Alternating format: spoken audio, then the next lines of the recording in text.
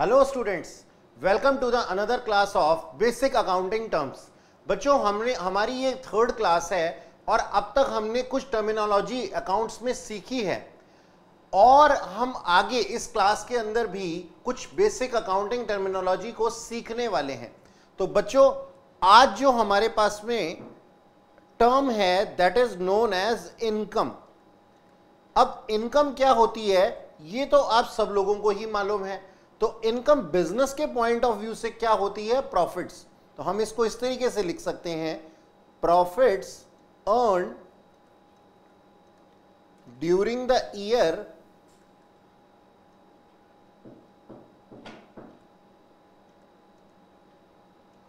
Is known as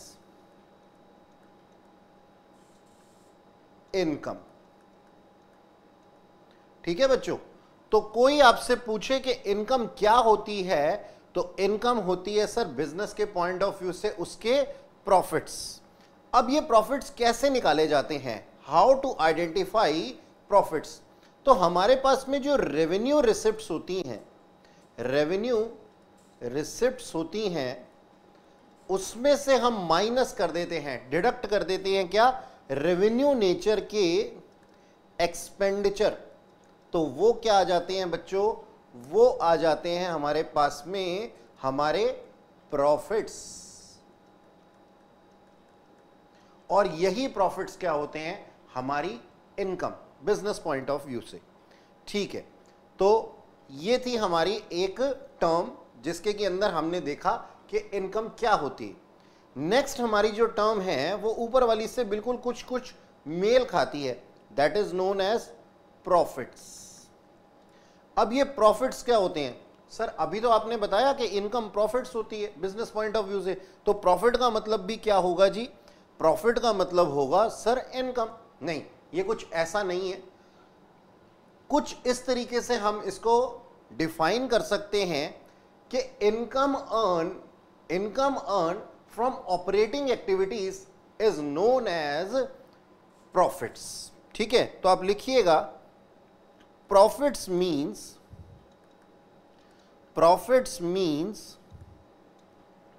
income earned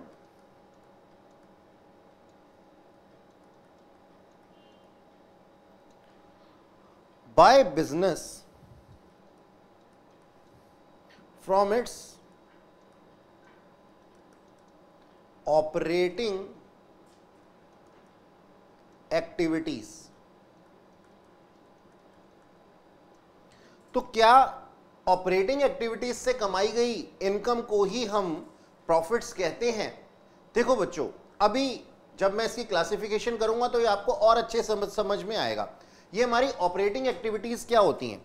sir ये जो हमारी ऑपरेटिंग एक्टिविटीज हैं, ऑपरेटिंग एक्टिविटीज का मतलब ये होता है जिसका कि हम काम करते हैं डे टू डे लाइफ में।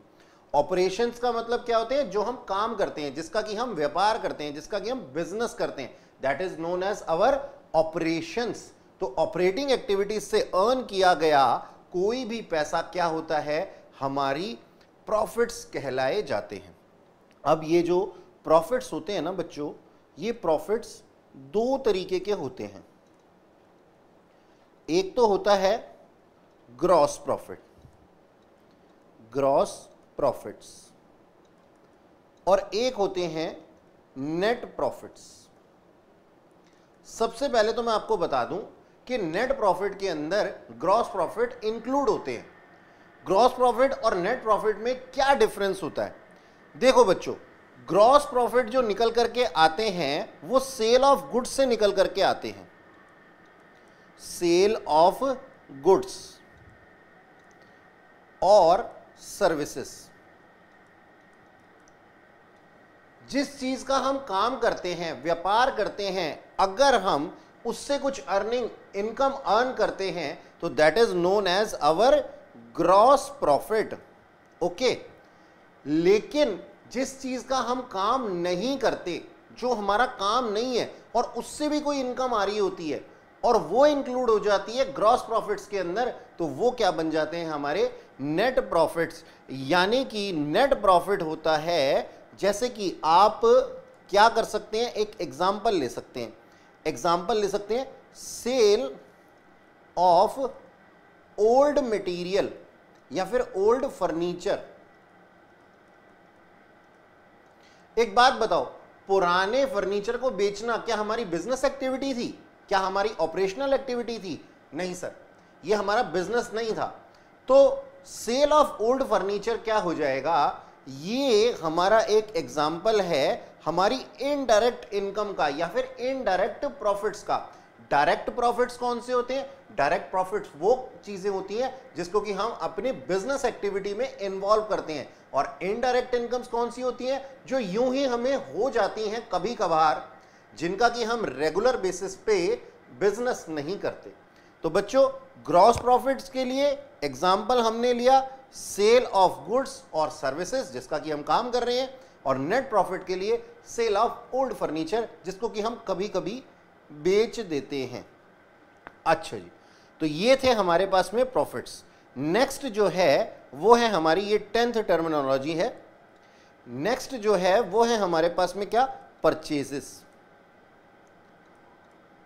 अब परचेजेस क्या होती हैं? परचेज का मतलब होता है सर कुछ भी चीज हम खरीदते हैं उसको हम परचेज कहते हैं। लेकिन बिजनेस पॉइंट ऑफ व्यू से परचेज का मतलब क्या होता है? Purchase includes purchase of goods for resale purpose. For what purpose? For resale purpose. यानी कि हम इन चीजों को बेच देंगे। और क्या आता है परचेज में? Purchase of raw material for creation of any product. देखो जी, मिस्टर एक्स क्या करते हैं? मिस्टर एक्स का कोई दाल चावल का बिजनेस है, ठीक है जी। तो मिस्टर एक्स का जो दाल चावल का बिजनेस है उसके अंदर उन्होंने कुछ दालें खरीदी। अब दाल खरीदी है उसने किस काम के लिए? क्या खरीद करके बनाने के लिए? नहीं, बेचने के लिए। तो ये क्या है जी? Purchase of goods for resale purpose. यानी कि उसका पर्पस क्या था? दालें खरीदने का ओपन मार्केट से, बड़ी वाली मंडी से, ताकि वो रिटेलर की तरीके से अपने यहां पे अपने प्रोविजनल स्टोर पे इन दालों का रीसेल कर सके। ठीक है। दूसरी चीज, मान लीजिए एक मैन्युफैक्चरर है, तो मैन्युफैक्चरर भी कुछ रॉ मटेरियल परचेज करते हैं। लेट्स से कि हमने क्या किया, कुछ टी लीव्स खरीदी और टी लीव्स से हमने क्या बना दिया? हमने चाय पत्ती बना दी। यानी कि टी लीव्स क्या होती हैं हमारे पास में? कि हमने कुछ टी लीव्स, कच्ची लीव्स बोरो की और उससे चाय की पत्ती जिससे कि चाय बनती वो बना दिया। ठीक है जी। तो इससे कुछ क्रिएशन हुई। सिमिलरली हम एक एग्जांपल ले सकते हैं कि हमने क्या किया, मार्केट से कोई रबड़ परचेज किया और उसका फुटवेयर बना करके स्लीपर्स के लिए, ठीक है जी, स्लीपर्स के लिए उसका फुटवेयर या स्लीपर बना करके अगर हम ओपन मार्केट में बेच देते हैं तो अब क्या होता है? इसको हमने बोला कि ये purchase of raw material for creation of any product. तो ये क्या है? परचेज है। बच्चों दोनों ही काम के अंदर तुम्हें एक चीज कॉमन लग रही होगी कि ये क्या है? ये परचेज किस लिए है? For business purpose. ठीक है जी, फॉर बिजनेस पर्पस। अगर मैं ये बोलूं कि आपने लैंड परचेज की है तो लैंड परचेज को हम परचेज नहीं मानते बिजनेस के अंदर। तो सर फिर क्या मानेंगे? हम मानेंगे कि हमने कुछ एसेट के अंदर इन्वेस्टमेंट किया है, यानी कि इसको हम लैंड के नाम से जाने जाएंगे। जिन चीजों को हम खरीदते हैं, जिन गुड्स को हम खरीदते हैं, चाहे रीसेल करने के लिए या फिर कुछ बना करके बेचने के लिए, उन चीजों को, उन गुड्स को हम परचेज का नाम देते हैं। कोई फिक्स्ड एसेट अगर हम परचेज कर लेते हैं तो हम उसको परचेज का नाम नहीं देते। ये रूल याद रखना बच्चों, क्योंकि यही रूल्स आगे जाकर के आप लोगों के लिए इजी टास्क या फिर डिफिकल्ट टास्क बन सकते हैं। खैर आगे चलते हैं। तो जो मैंने आप लोगों को एग्जाम्पल दिए वो एग्जाम्पल मैं यहां लिख देता हूं। For example, purchase of rice bye owner of kirana stores. Kirana store समझते हैं ना, प्रोविजनल स्टोर्स को किराना स्टोर्स कहते हैं। ठीक है जी, तो ये क्या है, परचेज है।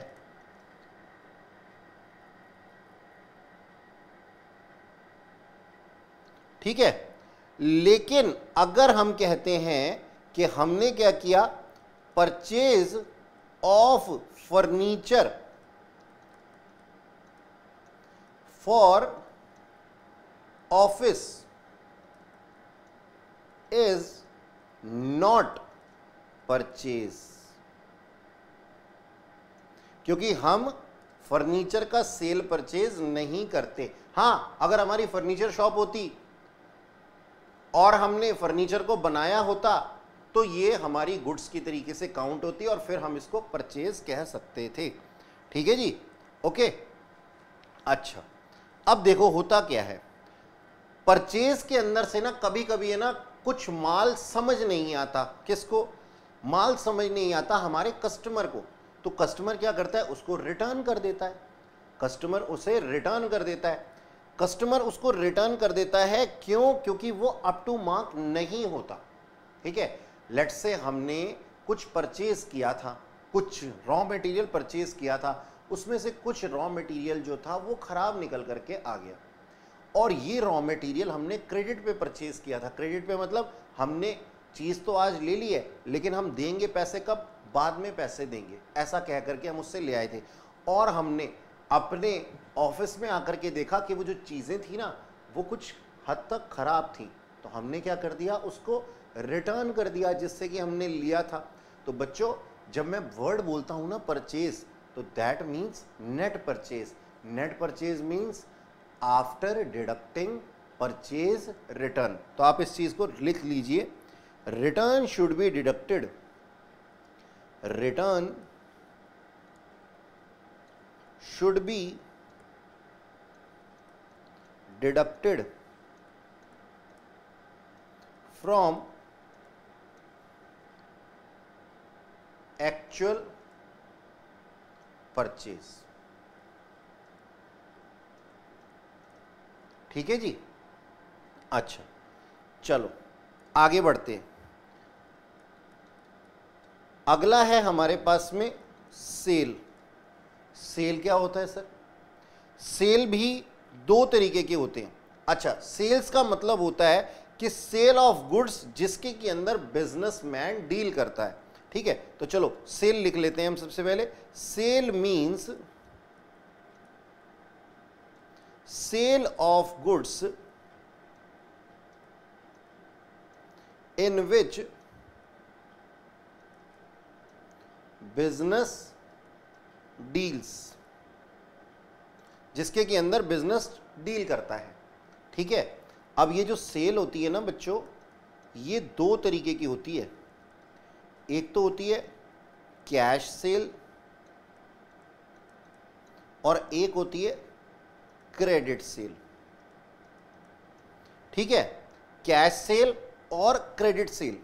अब ये कैश सेल्स क्या होती है, एग्जाम्पल लेते हैं।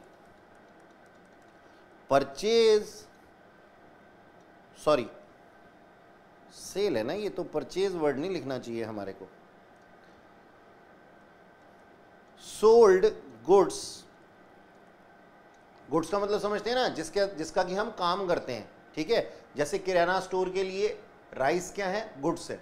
ठीक है, सोल्ड गुड्स फॉर कैश, यानी कि मिस्टर एक्स ने मिस्टर वाई को कुछ गुड्स दी और उनसे कैश ले लिया। तो ये क्या है, ये है सर कैश सेल्स। ओके, चलिए क्रेडिट सेल का मतलब समझते हैं। क्रेडिट सेल का मतलब है sale of goods in which goods delivered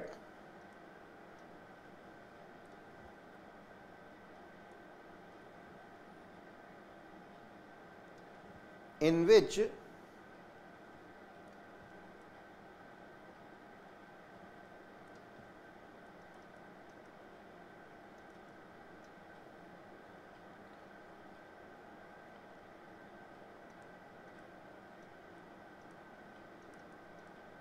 immediately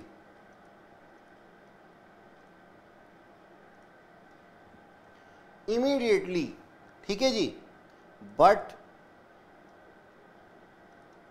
cash will receive after some time. ठीक है जी, यानी कि क्रेडिट सेल का मतलब क्या है कि हम डिलीवरी ऑफ गुड्स तो अभी दे देंगे, लेकिन हमें कैश थोड़े टाइम बाद मिलेगा। ठीक है, अच्छा चलो एक नोट लिखते हैं इसके लिए। If goods found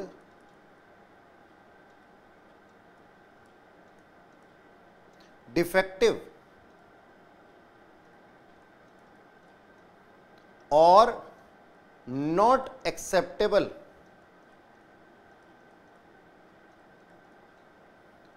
by credit customer,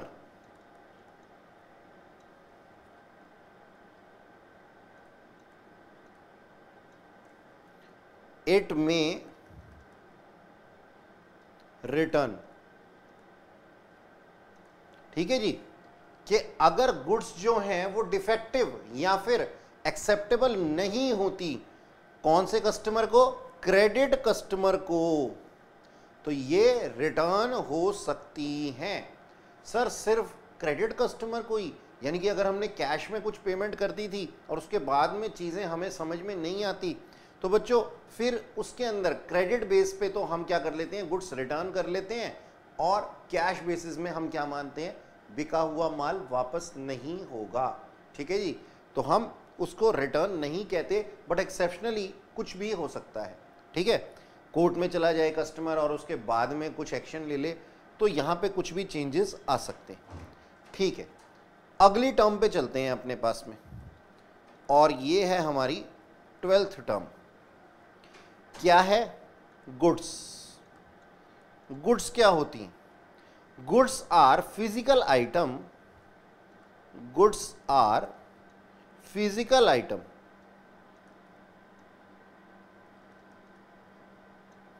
of trade for sale और परचेज। देखो बच्चों, क्या लिखा हम लोगों ने कि गुड्स वो चीजें होती हैं, वो फिजिकल आइटम होती हैं जिसका कि हम ट्रेड के अंदर, नॉर्मल ट्रेड के अंदर सेल या परचेज करते हैं। तो सर परचेज भी यही होता था और सेल भी यही होता था। जी हाँ, सेल और परचेज किसका होता था? गुड्स का ही तो होता था। तो अब हमने क्या लिख दिया, किसको समझ रहे हैं हम? अब गुड्स को समझ रहे हैं। तो गुड्स के अंदर हम क्या करते हैं जी, हम सेल और परचेज जिन चीजों का करते हैं उनको हम क्या कहते हैं? गुड्स।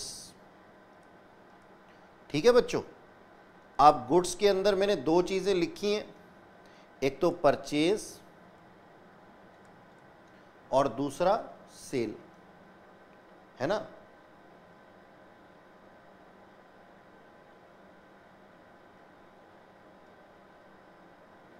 ठीक है, ये जो परचेज होती है ना,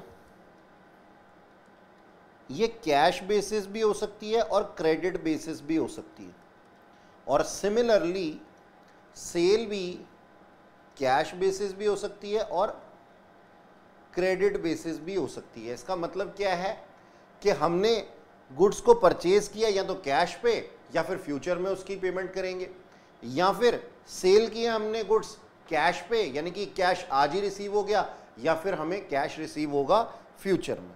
तो कुछ भी हो सकता है। अच्छा जी, नेक्स्ट 13 टर्मिनोलॉजी है हमारी ट्रेड रिसीवेबल। ट्रेड रिसीवेबल, ये ट्रेड रिसीवेबल क्या होता है बच्चों, ये थोड़ा सा अलग है। तो ट्रेड रिसीवेबल मींस टोटल सम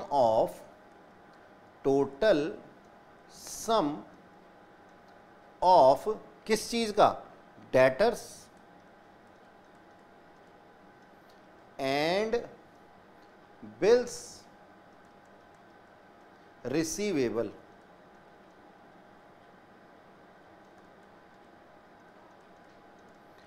डेटर्स और बिल्स रिसीवेबल का जो टोटल होता है that is known as trade receivable. Sir ना तो हमें ये मालूम है कि डेटर्स क्या होते हैं और ना ही हमें ये मालूम है कि हमारे बिल्स रिसीवेबल क्या होते हैं। तो चलो बच्चों समझते हैं कि हमारे डेटर्स क्या होते हैं और बिल्स रिसीवेबल क्या होते हैं। चलो अभी समझाता हूं आप लोगों को कि डेटर्स क्या होते हैं, वरना तो हमें पता ही नहीं लगेगा। डेटर का मतलब होता है कुछ इस तरीके से, देखो मैं आप लोगों को एग्जाम्पल देता हूं कि मिस्टर एक्स थे शॉपकीपर, ठीक है, और एक थे जी मिस्टर वाई। ये मिस्टर एक्स के क्या थे, कस्टमर थे। तो मिस्टर एक्स ने आज क्या किया, मिस्टर वाई को गुड्स सेल कर दी ऑन क्रेडिट। इसका मतलब गुड्स तो आज ही दे दो और पैसे लेना बाद में। तो मिस्टर वाई ने मिस्टर एक्स को अभी सिर्फ क्या दे दिया, विश्वास, ठीक है जी, ऑन ट्रस्ट, ठीक है। तो ट्रस्ट दे दिया मिस्टर वाई ने किसको, मिस्टर एक्स को, ओके। तो mister X, mister Y mister X के क्या हो गए, डेटर हो गए। तो mister Y is the debtor of business, बोल दो तुम मिस्टर एक्स बोलने से अच्छा, ठीक है, ओके। अच्छा जी, अब ये तो हुआ क्या, डेटर। अब दूसरी चीज जो हम लोगों को समझनी है वो क्या समझनी है कि सर बिल रिसीवेबल क्या होता है। बिल्स रिसीवेबल, इसका भी हम क्या लेते हैं, एक एग्जाम्पल लेते हैं। देखो जी, मिस्टर एक्स थे, ठीक है, और कौन थे, मिस्टर वाई। शॉपकीपर थे मिस्टर एक्स, ठीक है।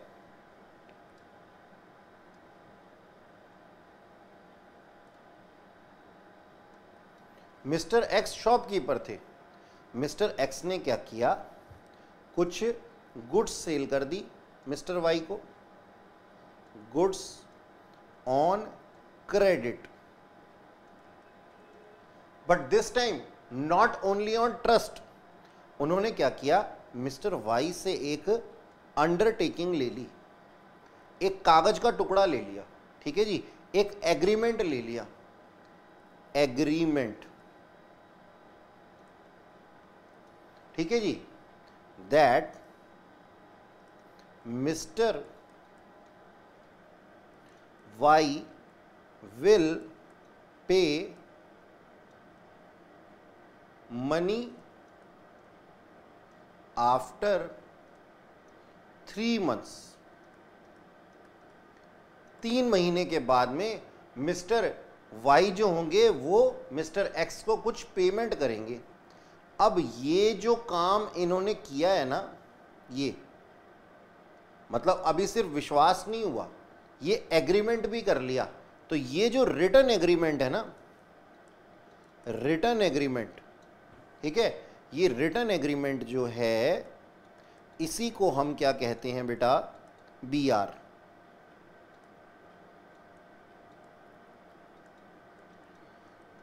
Bills receivable. Of business of mister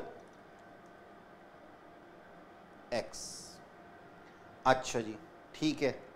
अब एक बात बताओ, ये जो BR, ये जो बिल रिसीवेबल हैं, ये बिल्स रिसीवेबल बेनिफिट देंगे ना, बेनिफिट देंगे ना मिस्टर एक्स को?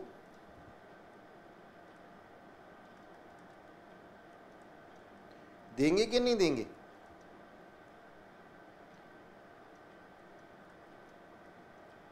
फ्यूचर में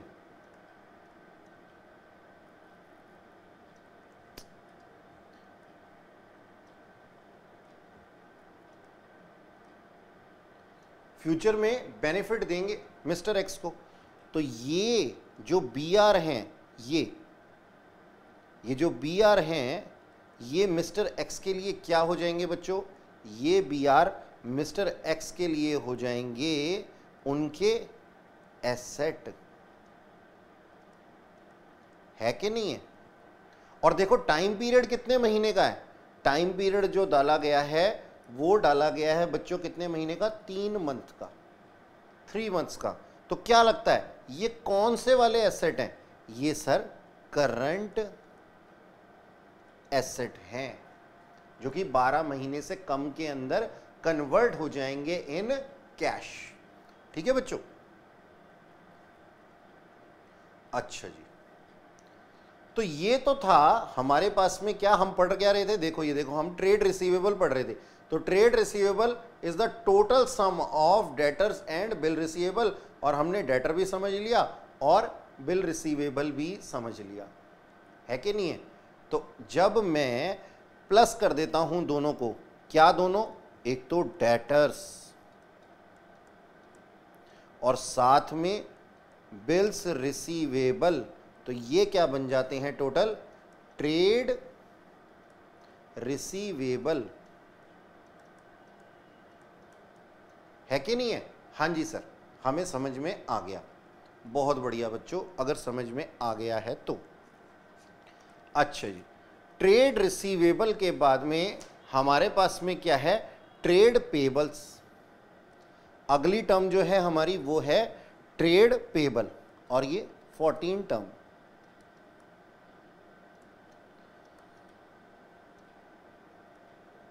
देखो जी, ट्रेड पेबल क्या होते हैं?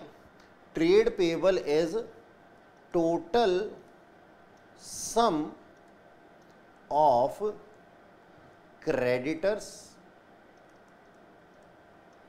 And bills payable. ठीक है? तो अब समझते हैं हमने इसके अंदर लिखा क्या है। सर हमें तो अभी तक यही नहीं पता कि क्रेडिटर्स और बिल्स पेबल क्या होते हैं। तो चलो बच्चों समझ लेते हैं कि क्रेडिटर्स और बिल्स पेबल क्या होते हैं। सबसे पहले हम देखते हैं क्रेडिटर्स। देखो बच्चों, वापस से मिस्टर एक्स का एग्जाम्पल लेते हैं। मिस्टर एक्स थे कौन? शॉपकीपर।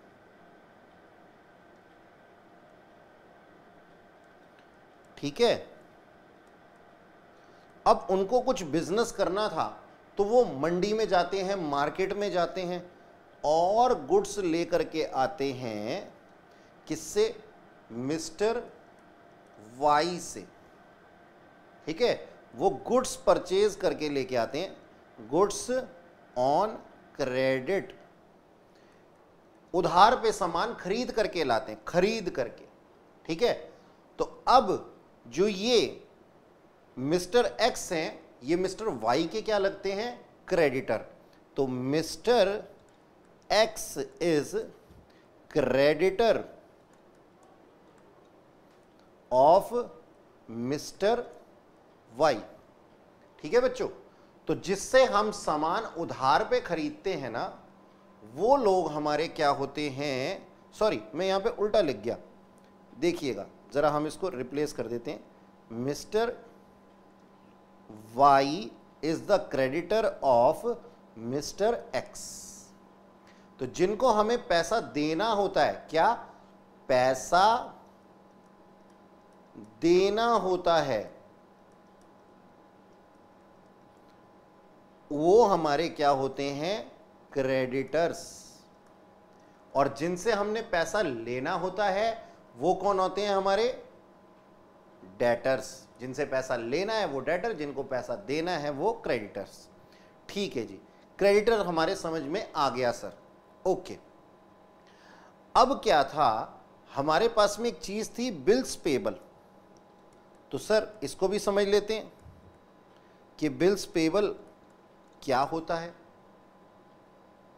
सपोज मिस्टर एक्स हैं, ठीक है जी, अपने प्यारे मिस्टर एक्स यानी कि शॉपकीपर, इन्होंने मिस्टर वाई से कुछ गुड्स खरीदी, गुड्स परचेज ऑन क्रेडिट। लेकिन अब की बारी उन्होंने भरोसा नहीं दिया। क्या दिया? एक रिटर्न एग्रीमेंट दिया।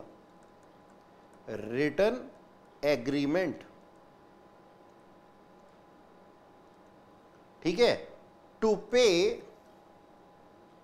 मनी आफ्टर 2 months, कि मैं आपको लिख करके देता हूं, विश्वास रखिए कि मैं आपको पैसे 2 महीने बाद दे दूंगा। ठीक है, अब मिस्टर वाई इस पे एग्री हो गए।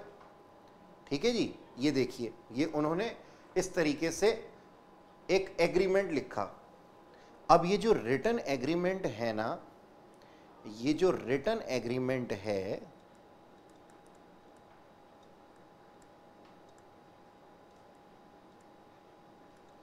टू पे मनी विद इन 2 months, ये क्या है? Bills payable from mister x point of view, यानी कि मिस्टर एक्स के पॉइंट ऑफ व्यू से क्या है, ये चीज बिल्स पेबल है। ओके, समझ में आया आप लोगों को? ठीक है, और देखिए इसका टाइम ड्यूरेशन जो था वो 2 महीने था, जो कि 12 महीने से कम था। तो सर हम कह सकते हैं कि देखिए ये एक ऑब्लिगेशन है, ये एक लाइबिलिटी है कि पे करना पड़ेगा। तो ये जो बिल्स पेबल है ये क्या है?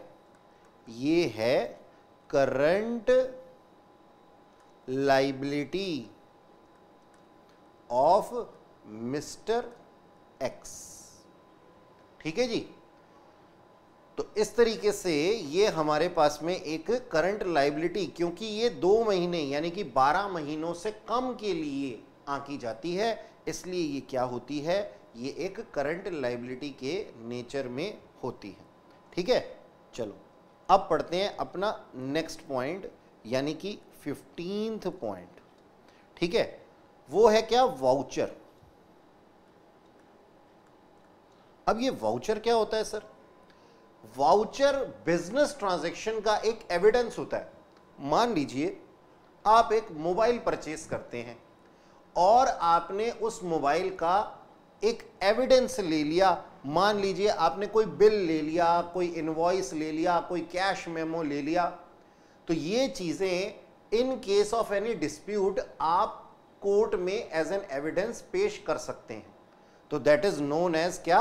वाउचर। तो बच्चों वाउचर को भी हम जो लिखेंगे इस तरीके से लिखेंगे कि it is an evidence of business transaction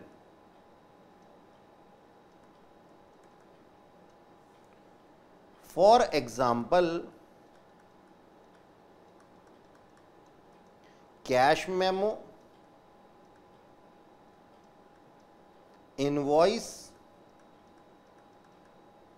या फिर बिल्स। ठीक है, तो ये होते हैं क्या, वाउचर। नेक्स्ट जो है वो है हमारे पास में डिस्काउंट। सर डिस्काउंट के बारे में तो हम जानते हैं कि डिस्काउंट क्या होता है। सर डिस्काउंट का मतलब होता है बिजनेस की टर्म में rebate, rebate in price of goods, goods offered bye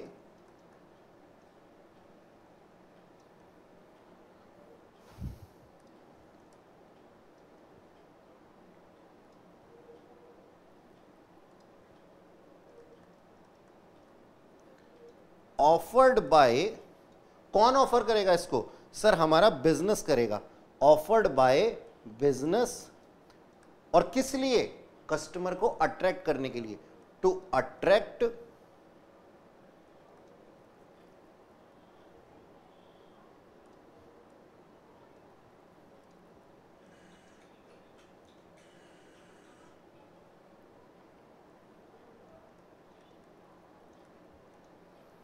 the customer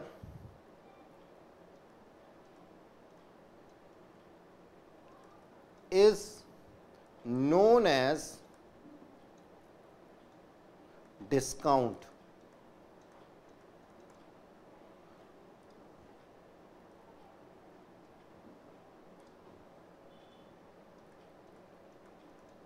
ठीक है बच्चों, तो डिस्काउंट का मतलब क्या होता है, डिस्काउंट का मतलब होता है कि rebate in prices to offer which is offered by, देखो क्या लिखा मैंने, rebate in price of goods offered by business, offered by home, offered by business, और किस लिए, टू अट्रैक्ट द कस्टमर। जब हम अपने प्राइजेस रिड्यूस कर देंगे तो इससे खुश होकर के कस्टमर क्या करेगा, हमसे से ज्यादा सामान खरीदेगा। ठीक है, तो that is known as discount. अच्छा जी, अब शांति रखिए 2 मिनट, हो सकता है आप लोगों को ये बात पहले से मालूम हो, लेकिन फिर भी डिस्काउंट बच्चों 2 तरीके का होता है। डिस्काउंट जो है ना ये 2 तरीके का होता है, यानी कि जो रिबेट होता है ना ये 2 तरीके का होता है। एक होता है ट्रेड डिस्काउंट और एक होता है कैश डिस्काउंट। ट्रेड डिस्काउंट और कैश डिस्काउंट में क्या फर्क होता है, देखो जी, कभी कभी आपको दुकानदार क्या कहता है कि सर वैसे तो इन चावलों का भाव जो है वो है 20 रुपए किलो, नहीं 20 रुपए बहुत कम है, चलो 100 रुपए किलो, वैसे तो इन चावलों का जो भाव है वो 100 रुपए किलो है, लेकिन अगर आप मुझसे 5 किलो लेंगे ना तो मैं आपको कुछ लमसम अमाउंट इस तरीके का बना दूंगा कि आपको पर केजी का रेट जो है वो 95 रुपीस का मिलेगा। ठीक है जी, यानी कि पर केजी आपको 95 का पड़ जाएगा अगर आप 5 किलो लेंगे तो मैं यहां लिख सकता हूं क्या, डिस्काउंट ऑन क्वांटिटी। ठीक है जी, is known as trade discount. Now what about cash discount. ऐसा होता है कभी कभी हम कस्टमर से जल्दी कैश पेमेंट निकलवाने के लिए उनको कुछ डिस्काउंट भी दे देते हैं at the time of payment. यानी कि मान लीजिए कि 95 रुपीज में जो चावल पड़ रहे थे उसको कस्टमर अभी पे करने के लिए तैयार था अगर ये चावल के ऊपर उसको पर केजी 2 रुपए का डिस्काउंट और मिल जाए। यानी कि कस्टमर क्या कह रहा है कि अगर आप मेरे को अभी के अभी 2 रुपए का और डिस्काउंट दे दो तो 93 रुपीज के हिसाब से मैं आपको 5 किलो की पेमेंट अभी कर दूंगा। तो यहां पे क्या है, कैश डिस्काउंट का मतलब discount provided to receive payment timely. ठीक है जी, तो ऐसा कस्टमर को हम अट्रैक्ट करने के लिए क्या कर देते हैं, हम कस्टमर को अट्रैक्ट करने के लिए कुछ कैश डिस्काउंट भी दे देते हैं और कुछ ट्रेड डिस्काउंट भी दे सकते हैं। ठीक है बच्चों, तो आप लोगों ने देखा कि ये डिस्काउंट जो है ये सिर्फ कस्टमर को अट्रैक्ट करने के लिए ही नहीं होता, ये क्या होता है, हमारी सेल्स का प्रमोशन करने के लिए भी होता है। ठीक है, तो नेक्स्ट क्लास में बच्चों हम और कुछ टर्म्स सीखेंगे आगे। Till then bye bye, keep studying. Thank you very much.